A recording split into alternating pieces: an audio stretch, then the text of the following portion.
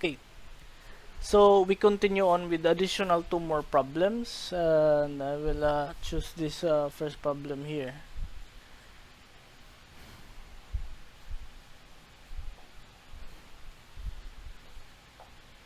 Raised to the power of 3 halves. Ba? So what we generally do here is that ito siya i-rearrange into a term that is much more user-friendly. 2x squared. Diba? So from there, we can choose na sa denda dere. We say, we let z is equal to 2x. Diba? Or we just, kuha na lang, diretso na lang ka ta. Ba? Diretso na lang ta og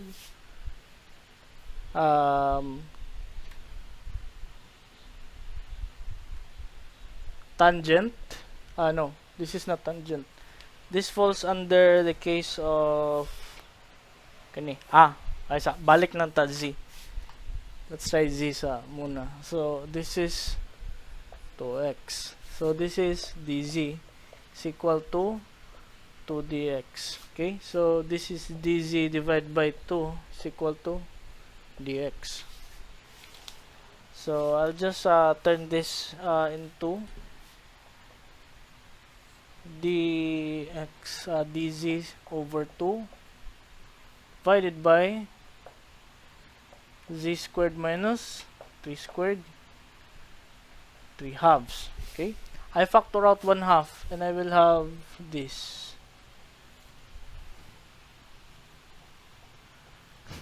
dz z squared 3 halves raised to the power of 3 halves. Okay, so ano ni siya. Next na ako himuon kay I will let z be equal to 3 times.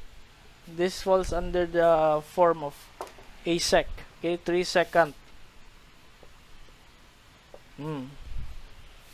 So if I will differentiate this, I will have dz is equal to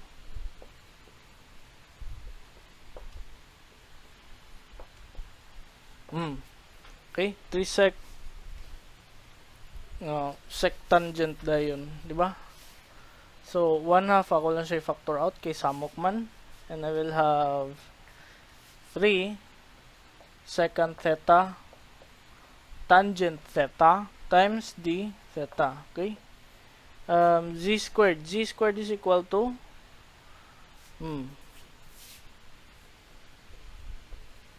z squared is equal to 3 squared times secant squared. Okay, so I'll just plug this in here. So this is 3 squared secant squared minus 3 squared 3 halves. Ba? Just try to tidy things up daw ko, no? Ako sa ni siyang idula-dulaon. 3 squared sec squared minus 3 squared raised to the power of 3 halves. Okay? So I factor out 3 squared. I will have sec squared minus 1. Diba? Ano pa? 3 halves. So sec squared minus 1, that should be equal to tangent. Tangent squared. Okay?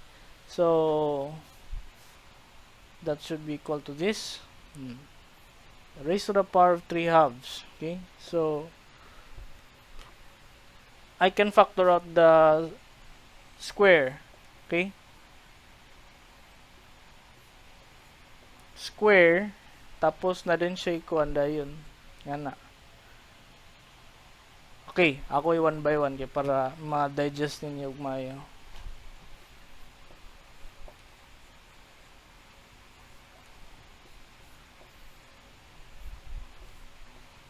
Cube. Okay? So this is 3 tangent theta squared square root then cube. Okay, so square and square root, that is just 3 tangent theta cube. Okay, so this should be equal to 3 tangent theta cube.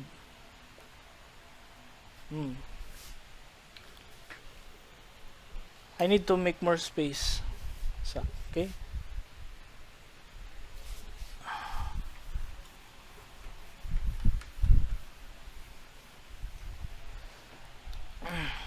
So this is equal to 1/2 times 3. Ako siya tapad.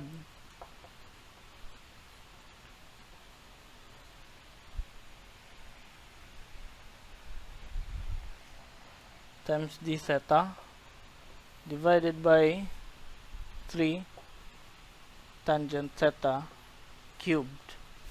Okay, so this cancels out, just squared na lang tayo yun, di ba? So I will have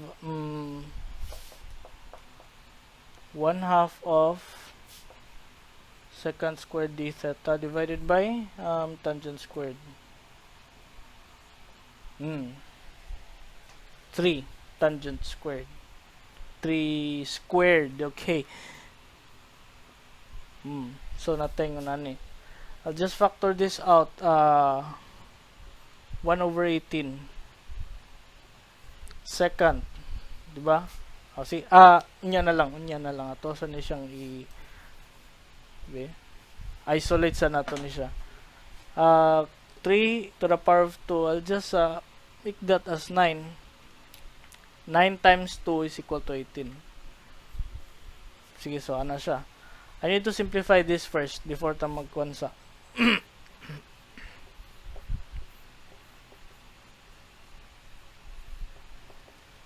Secant is equal to 1 over cosine. Tangent is sin cos, so 1 over cosine squared multiplied by sine squared. Okay, so this cancels out, so I will have 1 over sine over cosine. Okay, so I will have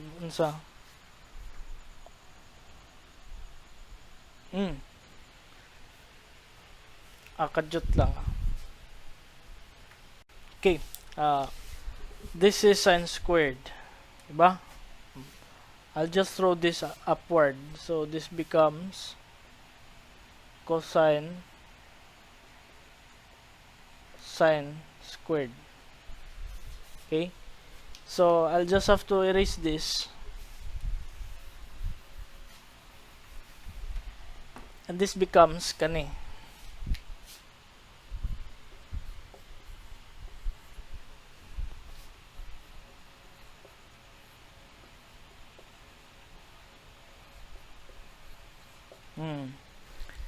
So we need to change this to another variable na sad. Diba? I think I'll choose red this time. Now, changing this to another variable, the differential of sine is equal to cos. So I say V or W na lang. W is equal to sine theta. Differentiating W, that is equal to cosine theta d theta. Okay, I just hope na maklaro siya. So this becomes 1 over 18. The integral of dw w squared. So this becomes 1 over 18 w negative 2 dw. Diba? Klaro ba? Okay. So this becomes 1 over 18. Integral ani siya negative 1. So this is 1 over 18w plus c. Okay. So this is our answer. Now we need to go back from w to to z, from z to theta, from theta to x. So taas kaya itong journey diri karon. Okay, so this becomes ako sa agi transition sa ta. Let's go to this. This is 1 over 18. W is equal to sine theta plus c. Now, sine theta, how do you go for sine theta in this case? Diba? Still don't know. Pero, we have a triangle din eh. First na to substitution, we have z is equal to sec theta is equal to, we have to recall sec theta is equal to, wala ko'y gusto mawala din. lang, I need to make more space. Okay, so I made a little bit of space around here.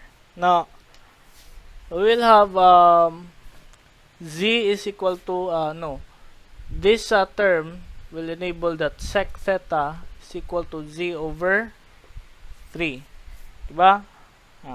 So when you say sec, that is, we can also say that cosine theta is equal to 3 over z. And then we can construct our triangle na dayon, diba? This is theta, and this is right triangle. Cosine adjacent is equal to 3. Our hypotenuse is equal to z. Okay, I just hope na klaro siya.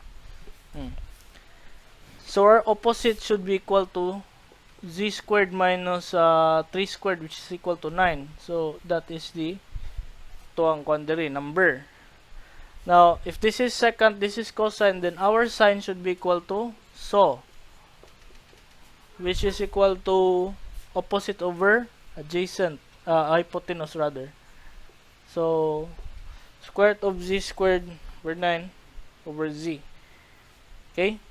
So, I'll just substitute this to the expression here. And we will have unsa 1 18 sine 1 over sine, that is unsa square root of z squared minus 9 multiplied by z plus c. Okay? So, this is the resulting equation na dayon. But we have to keep in mind that z is actually equal to x. Balik pagitag x dayon di ay.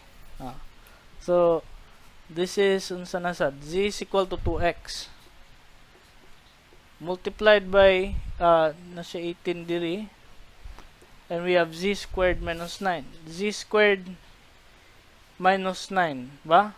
We already know that z squared minus 9 is equal to this. Okay? So, this should be equal to 4x squared minus 9 plus c. And then, this should eventually be equal to x over 9 square root of 4x squared minus 9 plus c.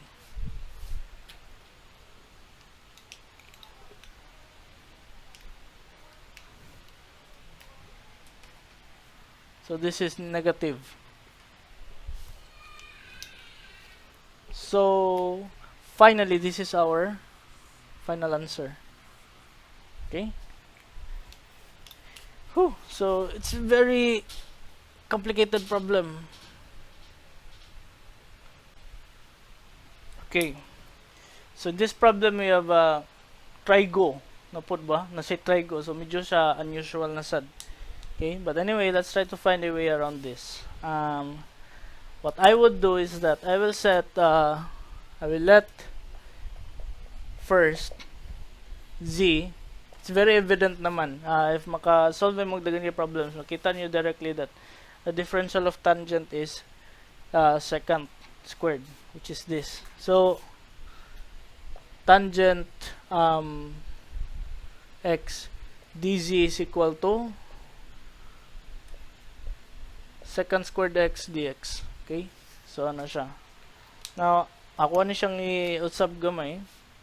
I will have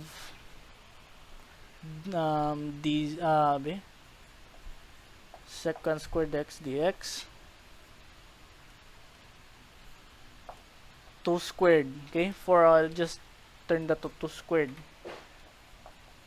Tangent squared x 3 halves. Okay, so this immediately becomes unsa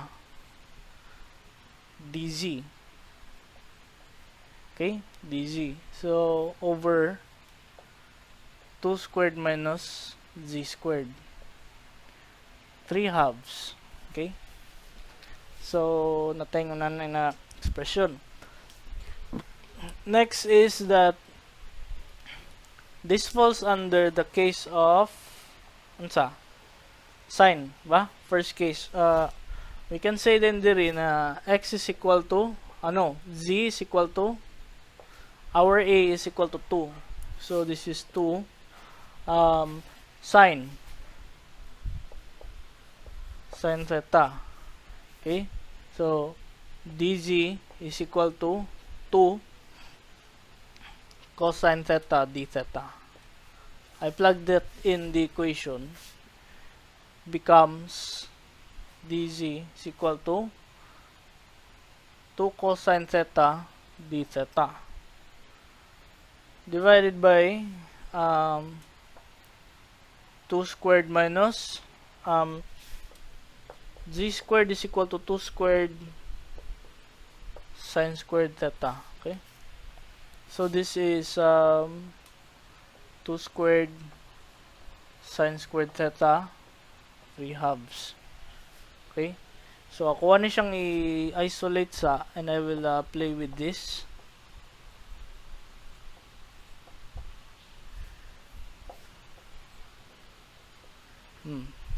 So I factor out 2 squared becomes 2 squared 1 minus sine theta. Okay, so this is in 3 halves. So 1 minus sine theta, that should be equal to cosine. Okay, cosine squared theta. Now this should be equal to the square root of 2 squared cosine squared raised to the power of 3. Squared and square root, they both cancel out, so 2 cosine theta cube. Okay, so this immediately becomes 2 cosine theta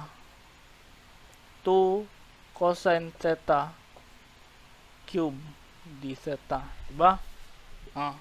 So I'll just erase this to make it to make more room.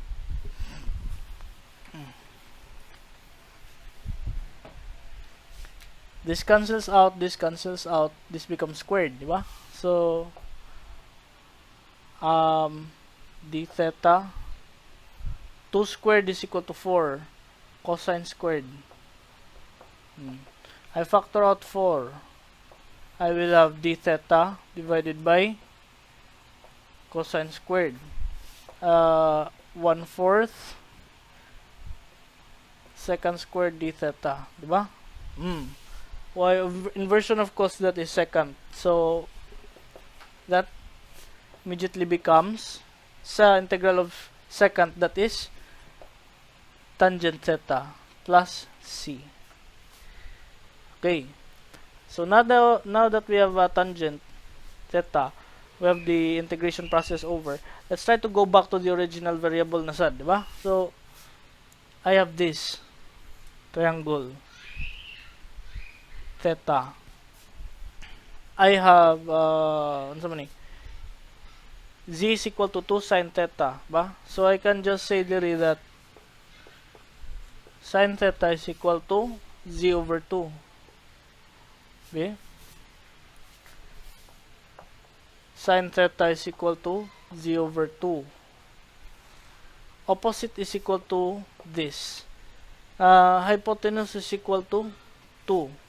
So therefore, our expression is ilalom for adjacent is equal to 2 squared minus z squared. Okay? So we can say din diri na tangent theta is unsa? TOA. Opposite is equal to z. Adjacent is equal to z. 2 squared minus z squared. Okay? So if that's the case, ako din siya plug in din diri sa itong expression. That should be 1/4 tangent is equal to z over 2 squared or 4 minus z squared plus c. Further simplification from z to x. Okay? So z is equal to tangent x divided by square root of 4 minus tangent x squared kana siya plus c. Okay, so this will be the final answer to our problem.